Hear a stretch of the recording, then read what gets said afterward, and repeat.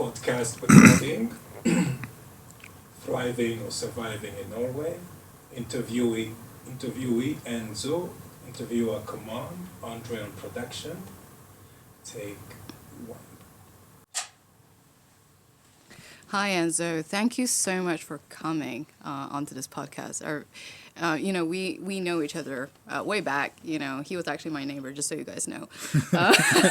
We have some very interesting, funny encounters, both of us.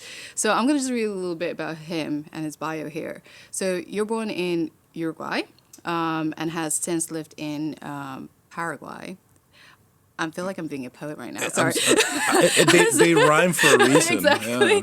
Yeah. And he's also lived in the Canary Islands from Germany to the UK, and now he's living in Norway for the last 9 years.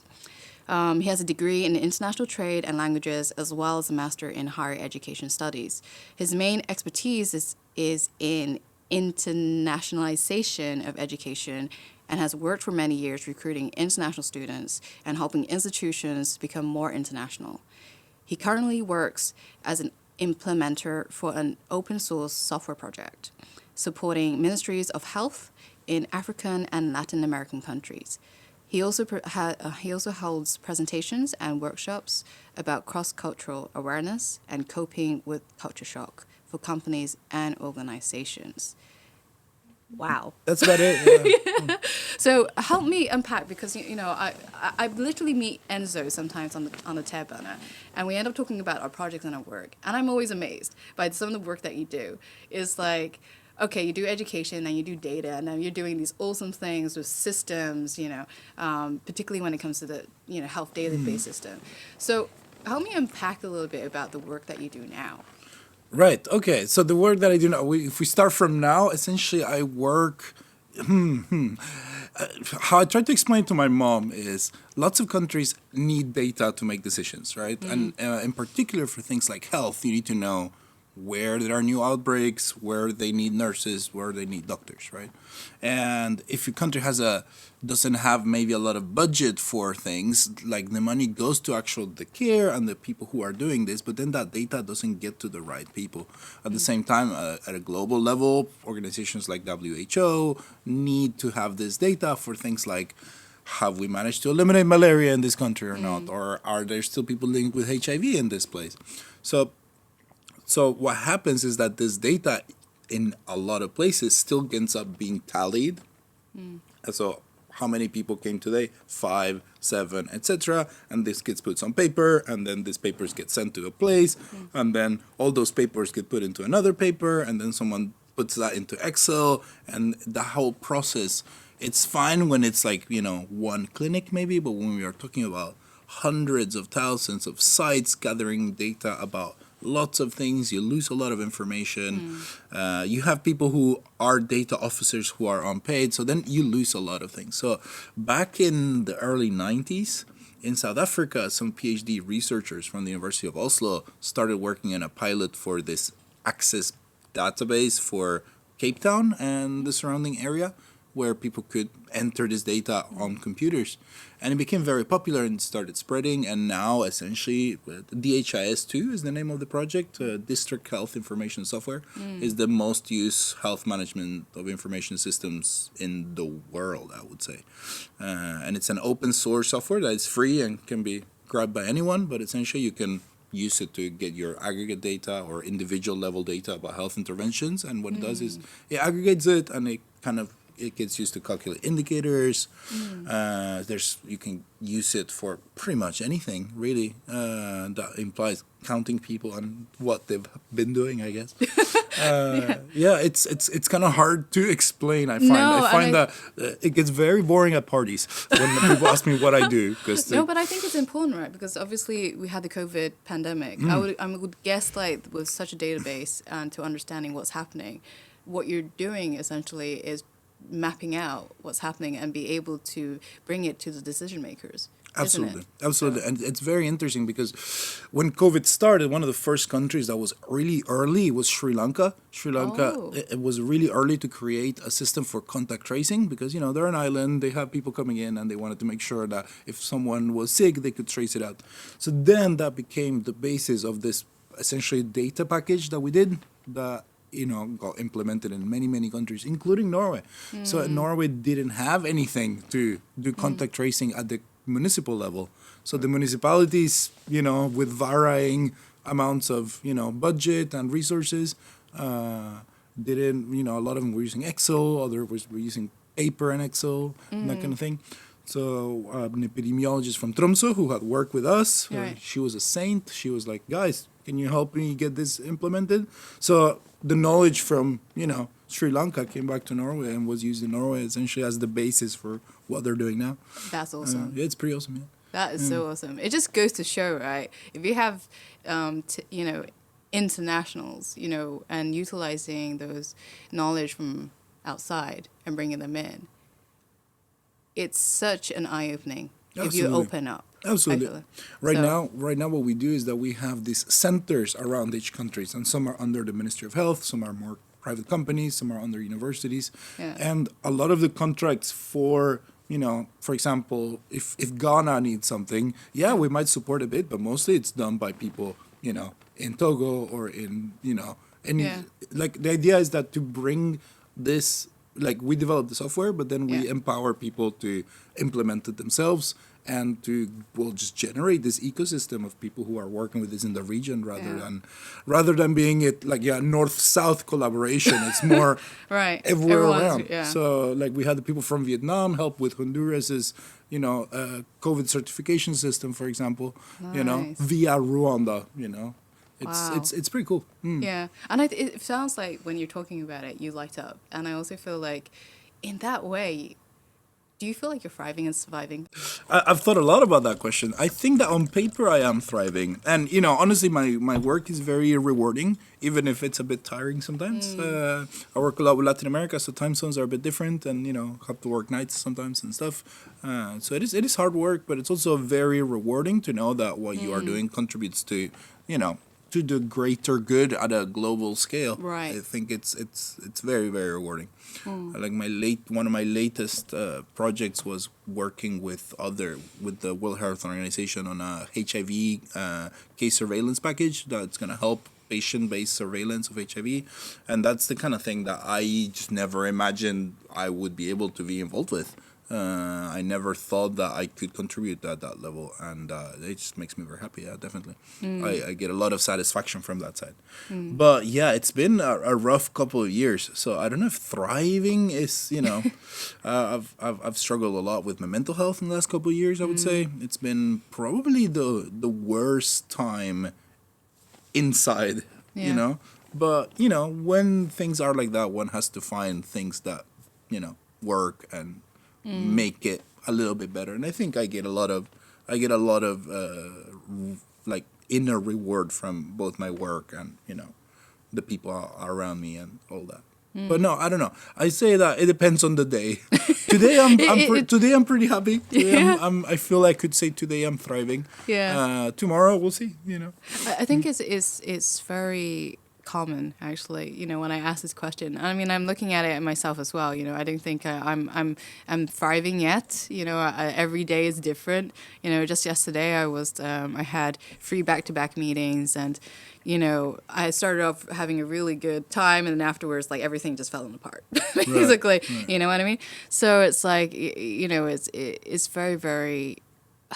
It's very dependent as well. And I remember before we jumped on to the interview, you were describing how you were in a loop, even just trying to get a passport. Oh man. That, like, honestly, today I'm very happy because that has more or less been solved, and that makes me so relaxed. But yeah, essentially, I am a double citizen. I have a Uruguayan citizenship, and Italian citizenship, right? Yeah. At some point, both my passports expired. I stupidly never renewed my Uruguayan passport for like 10 years and my Italian passport expired. Now, Italy has a law that implies that you are unable to renew your passport if your children are not registered.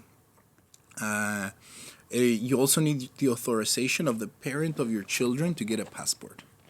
Yeah, I think it's probably because there was some bad stuff happening back in the 50s or something. People were just taking off. who knows? But that Yeah. law is still there. It's from like the 60s, I think. Yeah. So so I was like, okay, this is already complicated. So I went, and turns out my marriage was not registered in Italy, and my children were not registered. Before I registered my children, I had to register my marriage. Now, I got married in Sweden. Okay. To Italian consulates do not do paperwork unless you live in that country and you are registered in their registry of Italians abroad.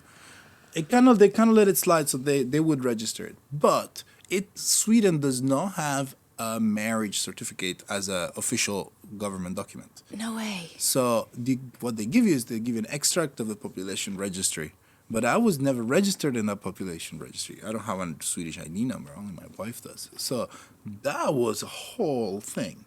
Just trying to get the Swedish population registry to give me the right number. I mean, like, so that was weird. That took forever. Back and forth, so many emails. Yeah. I ended up getting my wife to call them, you know. Yeah, that helped. And then eventually they accepted that, and I was like, yes. But then I had to register my kids. My kid was born in the UK, so I had to do all the paperwork in the UK, apostille, translation of the apostille, apostille of the translation, because the UK is not in the EU anymore. Oh, God, Same with my other son. That was easy because Norway, you know, I just got the apostille on that thing and stuff. But that all took like, I think, 10 months. Wow. For the whole process. Yeah. So and when yesterday I got an email telling me, hey, we can get you an appointment. All those papers are sorted. It was like, Yeah. the soul came back to my body. Kind of like in that episode of The Simpsons when Bart sells his soul. You know, it was a bit like that. Yeah. And for Uruguay, normally it would have been fine to get a passport from there, but the embassy is in Sweden, and with Corona, it was very tricky to cross because they were checking paperwork, and I didn't have paperwork. But in the end, I did go to Sweden, and they didn't check me, and it was fine. So, so I'm waiting for my Uruguayan passport now. So I'm gonna have 2 passports. Last week I had no 0. You know. So how were you feeling when you were going through all that process of paperwork and documentation, and with the COVID hitting? And I remember you were mentioning as well that you were literally in an apartment with your wife, with 2 boys running around all the time homeschooling. You know, you don't even have the fees. So how did you manage, and how did you what was the feeling that you were going through during that time? It was very overwhelming. I felt it was. I still am a way, like, in the tiniest thing will kind of, I don't know, upset me, I guess you can call it, and it will send me into like a spiral where I just have to go to bed, essentially. Like I've been a really bad friend, I guess, the last couple of years, because I've just kind of ignored everybody, because I feel like the wrong thing can just kind of put me. But I'm gonna hold you on that, because okay. You remember I moved out of my apartment last year, right? You came and helped me. Oh yeah. Oh, so you're not as bad as a friend, as you say. That was that was easy, moving stuff around. Yeah, that was great. It was very nice. I actually crave people, and I crave connection a lot. But when it is also very tiring. Yeah. If that makes sense. Oh, so I need to be I need to dosify a lot. Whilst before I was like, people would invite me to things like, I'm in. You know, almost instantly. Now I find myself being very, I don't know, greedy with my alone time. Yeah. As if, I don't know, I guess I got used to it from Corona maybe, to spending time like on my own. But I find that if I don't, it just goes bad eventually. But so, do you think it has a lot to do with mental health? You know, I think so. Yeah, I think because so. I suffer from depression as well, you know, and anxiety and all that. And, you know, I was just saying, like, last year I almost took my own life. And, you know, when you're going in that space, you know, sometimes it's really hard to pick yourself up, you know, to even, like, it's like, even, like, I feel, like, physically almost, like, my arms has, like, I don't know, 5 kilos of sugar, like, weighing on me. And it becomes so hard for me to kind of get out, and you kind of want that space because you feel so overwhelmed by it. For me, it was like all the emotions, like, I don't know what it was, but I felt so triggered by certain things. Either it was happening internally or something happened, and I had to sit in my own space to really unpackage all that. And, even last night, I haven't even slept that much. I had like 5 hours of sleep, just so you know. And because I find it almost impossible to relax. And I had to wait it out, and then when that happens, it's like I don't even have enough energy, I have to, like, sparingly with all my energy. I don't know if that happens to you, but that's kind of my experience. No, that sounds familiar. Yeah. I mean, what was hard was that when I was used to work with students, the first thing I would tell them is like, okay, if you are struggling, talk to someone, go to your doctor, go and get help. So I was like, okay, that's what I'm gonna do now. Yes, I know the drill. I've told this to people many times, but then when I tried to do it, it just kind of didn't work. I don't feel like I got the help that I wanted or needed. I feel like they only paid me attention when I was at the absolute, panic attacks daily. I sleep 2 hours and I am broken type space, if that makes sense. Yeah. And the help I got was they gave me some anxiety pills and sleeping pills, and that was about it. So I think that was even harder because it was like this idea that okay, I there's no help, or No. maybe there is, but they don't want to give it to me. So I think, in my personal opinion, having been to therapy sessions here, and they're very inadequate. Right. I don't know about you, but for me, like, they just don't have the kind of standard I was looking for. Right. And they don't have the tools, the multidisciplinary tools. It's kind of very fixated on this, what they called cognitive behavior therapy. Right. And that pretty much every DPS therapist you're going to go for, they do that. Or they administer you this, the kind of drugs that you have. And I took them and I had such a bad reaction. I went cold turkey and I just stopped, literally, because it was like hurting my head so badly. And then I realized, like, because I'm studying both trauma at the moment and also the kind of therapies or different tools that they're using, particularly in Canada, I can't really find them here. All this spread out. Right. And that is problematic, I think. I mean, the one good experience I had with a therapist here was someone, okay, I'm going through this very specific thing. Let's ignore all of my build-up trauma from my whole life and just focus on this thing that I need to deal with. Right. And that helped. Yeah. But everything else, I don't know. And also, I don't know enough about therapy, and I don't have the time to get into All right, I'll send you learning about it. some stuff. But I do feel like I'm literally in the process of making a PowerPoint presentation that just kind of lists all my trauma to kind of speed up the initial process, because I find that it's just impossible for some Norwegian from Bærum to relate to what I'm going through. So, like, they have no idea. They No, don't understand. exactly. When I tell them I grew up poor, they don't understand what that means in the context that I refer it to, So it's really hard. I feel like I have to spend several thousands of kroners just to get them up to speed with how the world works, and I don't know. I don't have time for that. Exactly. I feel like it's so interesting when you said that, because it feels like we have to put in the work, right? Well, they should be doing that in certain ways. It feels like, so I've been following Dr. Gamer Mata, and I talk about him a lot because his work have saved my life last year, because I couldn't find a therapist with the right qualifications and with my complex PTSD, with all the trauma that I'd gone through. So one of the things that I first did, which he kind of recommended, was do an ACE test, which is very easy. You can do this by yourself on a computer.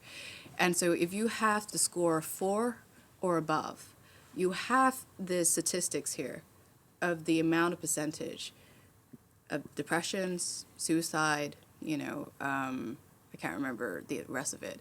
But when I looked at my statistics, so for me, I was about 5. So I have like the highest. And the fact that I'm still alive, I have to be proud of myself in that sense. Definitely. So for me, like, going through that, I'm like, 2,000% of, depression, and the 4,000%, you get the statistics of getting this and that, and, this is like a huge study. This was like, international test. And when I looked at that, and I'm like going, wow, now I understand. Right. The trauma has brought me here. All the accumulation of those traumas has gotten me somewhere. And then how do you work on that then? That was the point. Like, I feel like this is the problem, like, the therapists don't understand. Like, okay, you have all this. How do you move forward? And I think one of the things that I realize is that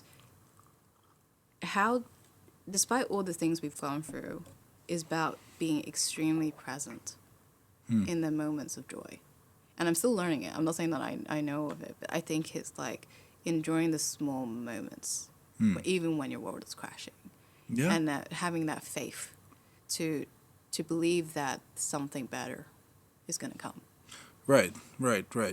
See, I don't know. I mean, I still haven't found my full coping strategy and what I can do. I mean, the biggest problem I have is at the moment I remember, oh yeah, I gotta live in the moment. Then I'm thinking, oh crap, I gotta live in the moment. How do I live in the moment? Exactly. You know, and then it's like it's just kind of, you know. Yeah, I get it. Am I not living in the moment? Am I living wrong? You know, and it just kind of spirals down into this thing, and I just kind of get paralyzed, I guess. Yeah. And yeah, sorry. No. It's fine. It's fine. I've also tried to do some online therapy, and that helped a bit. It's nice to just tell people, hey, things are kind of shit. You know, that just kind of validates you a little bit, just to verbalize it. But I just, it just hasn't been enough. And I just wish there was, because it's like, honestly, I'd be way more productive if, you know, and I assume that that's the same for a lot of people, right? Yeah, absolutely. But like, yeah, it's like what you said. We are essentially having to subsidize their, you know, their ability to deal with diverse people just because we are doing shit. And it's like, no, man, that shouldn't be my job. No, I feel Just like learn about this in advance. I almost feel like sometimes the roles reverse. I feel like for me, like, why am I learning so much about trauma and therapy and trying to help myself, and I'm still going into DPS system, and I'm like telling you, this is what I'm reading. Have you heard about them? No, I haven't. Why haven't? So yeah, no. I'm still trying to get into DPS. It's a long waiting list. Yeah, I know. But I'm still trying. You know, might as well. And that tells me that at least I have some fight left in me. The fact that I'm still trying. So that's a good start. But I want you to know, like, if you ever get down to that black pit of yours, to ring me. No, thanks. And I really mean it, because like I probably won't, but thanks. There's no signal down there, you know. But in any case, you know, if thank you so much. Yeah, I really appreciate it. I really appreciate it. Yeah. But I actually, like, you know, I actually have an app. You know, I'm a bit like this as well. I didn't ask for help, you know, and I go for something. And I have this app called Wiser, and it's a penguin. And I talk to a penguin literally about all my fun. And I think it's like it's really well done in a certain way. Like, they'll ask me like my symptoms and what I'm feeling at, and then they give me like all these little exercises you do. It's like breathing exercises, or, you know, what can you do, you know, little steps and stuff. And I think the fact that it was cute just having a penguin. Right. Well, you know, when they tell me something about you, say one fun fact about yourself. My fun fact that I always use, that always surprises people, is that I used to have a pet penguin. You did? Yeah, I can see your face. You're surprised. Yeah. No, I didn't. But at some point, a bunch of penguins washed off on the shore back in Uruguay from Antarctica, and there was no space in the shelter or whatever. So we ended up having to take it home until they came pick it up. So for like almost a week, I think, we had a penguin in my house. So that was fun. Oh, that is really cool. Yeah, I bet if that guy was coming here now and talking to me, I'd be not depressed at all. They were super cute. Oh, wow. Yeah, I honestly, I love animals, you know, and it's having something cute like that is just going to melt your heart, right? You know. And that's one of the cool thing about, like, you know, living in South America, that sometimes penguins show up. Yeah. And whales. Yeah. So you also talked about students, how you were also kind of like, you know, trying to give them the help that they need. And also you usually are the one, as far as I understand, you correct me, that when international students come over, you usually do these introductions about, you know, the culture here, and, you know, so can you tell me a little bit about, you know, what do you teach them regarding culture shock? Right, okay. So, I mean, I don't do this anymore. I don't work with students directly anymore, but for many years, I have worked with educational institutions, and I have worked with, you know, as the token foreigner, I end up working with the international students because, you know, it's fun. So one of the things we did was the start of the semester, we would, you know, have like a big orientation meeting, and with time, we kind of developed this a series of presentations and workshops about this stuff. And I guess the main thing that I tell them about is about the gap. The gap between expectation and reality. right? Now, I don't know if you've heard of this dude called Hofstede. He's like a Dutch sociologist, right? And he kind of does this like analogy about culture as being the software of the mind, right? Like, it's like this process that's running in your head that, it's constantly evolving. And of course, culture is not just your country. It's like your social class. It's like your religion. It's like, lots of things, right? I guess you could say that if you and I have an inside joke, we have like our own mini culture between us, essentially, right? That's a set of rules that, we understand and we know how it works. Right? And the problem with culture is that unless we reflect about it, we don't even know that it's there, right? So like, if you Google sandwich, for example, you get a very clear picture. You get bread, something in between, like meat or lettuce, tomato, and then bread again. Yeah. But if you Google Norwegian sandwich, you get bread and you get something on top, and then there's like nothing. There's air on top, right? Exactly. like an open sandwich, as it turns out they're called. Yeah. But I remember the first time someone offered me, "Do you want a sandwich?" Yeah, and they gave it to me, and I'm like, where's the rest of the sandwich? Which is, it's a sandwich is fine. Yeah. Right? You're gonna survive. There's less bread. I actually don't mind. Yeah. But there's definitely a gap between what you expect and what you get. And that gap kind of, makes you a tiny bit uncomfortable. Right. For a microsecond, because then you eat the sandwich and you don't think about it. But when that gap appears in things like bureaucracy or friendships or relationships or love or work, power dynamics, I think that gap can become very problematic and difficult to deal with. When you think that you are doing your best and then it's perceived as if you are not, when you think that you are behaving completely normally according to the programming of your mind, but then super strange for other people, that's culture shock. That's that gap between your culture, their culture, and the space between it, if that makes sense. Does that ring a bell to you? Absolutely. I totally resonate every part of that. Right. And I think it's like, how does the students, when you tell this to them, how do they react? Honestly, with students, it's they think it's funny because I just tell lots of jokes and stories about times where I've experienced culture shock. And when I tell them I'm not teaching you anything, I'm just giving you a vocabulary to know that this is a thing. Right. Because a lot of people have not thought about it. Yeah. Have not thought about the fact that they are weird as hell. You know? Because, if you were to teleport yourself to a completely different environment with a completely different set of values, traditions, everything you do will be weird. And that just makes sense. Yeah. But most people still think of themselves as normal. They still think of themselves as standard or average because they are embedded in that zeitgeist culture, or whatever you want to call it. So their reaction is initially it's funny, some skepticism, because they're at the start, right? So then they don't know what to expect unless they have had those experiences in other places, right?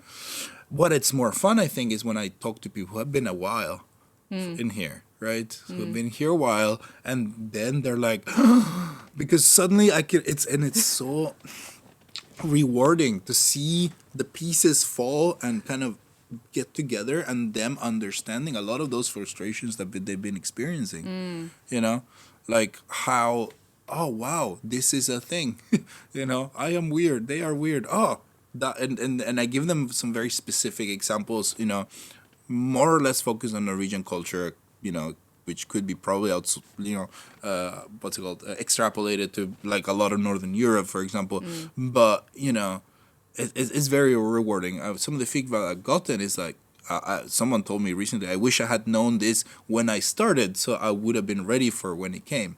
Because, you just expect it to be the same. Like when I went to Uruguay, Paraguay, they're not next to each other, like most people assume. I actually didn't realize how different it would be. I was like very young back then. It was the first time I lived for a long time out of my country, and it was quite impressive how countries that are so close could be so different culturally. And I think that's the same everywhere. I think everyone would benefit from some awareness that their culture is not the culture. It's Right. just a culture. Um, How do you navigate these gaps then? Because you seem very, very aware of those gaps. And Right. obviously through your work as well, working with so many different, countries as well, how do you navigate that culture gap with them and also within your own life here? How do you go about doing that? I think it's less that you navigate and more like you weather the storm, right? Because you have very little control about what's gonna give you an emotional reaction at first. I think the most important thing is being aware of it. Like, when I was visiting Ghana and suddenly they started praying in a meeting with lots of people, it was very shocking to me because I did not expect that one. No. Right? As someone who used to be religious and now I'm very kind of skeptic of religion, when suddenly they started praying in a meeting with lots of different countries and government officials, I was just very confused because I didn't expect it. If I more or less do my research and learn more about a place before I go and understand the expectations, when things come, it's a little bit less shocking because yes, there is a gap between what I expect and what I get, but I knew that was coming, right? And I Right. think that is something that is beneficial to anyone to try to get embedded in that how cultures are with the caveat that stereotypes exist and they are not necessarily true. They're useful and they can give you like a direction, but they're just not necessarily true. I guess another thing is just being aware of the power dynamic when navigating cultural differences, right? And there's this guy from Germany, Willy Brandt. He was like a chancellor of Germany, and there's a quote that I use a lot from him. He says, if I'm selling, I'll speak English, but if I'm buying, dann müssen Sie Deutsch sprechen. Right, and it's that dynamic. If I'm buying, speak to me in Spanish. Then you need to change. But if I'm selling, then I'm gonna make the effort and change. The tricky thing is what is selling and what is buying. Right. And as an immigrant from a poor country, somehow you always end up automatically in the I'm selling bracket, and you end up feeling that you are the one who has to adapt, if that makes sense. Which I don't think it's necessarily true. I mean, I used to think that, I used to think that, as a newcomer, it's my duty to adapt and, now I'm like, screw that. I'm tired of adapting. I'm tired of that. I'm tired of having all this internalized xenophobia. I'll adapt to what is reasonable, and the rest, you do your homework or I just don't care.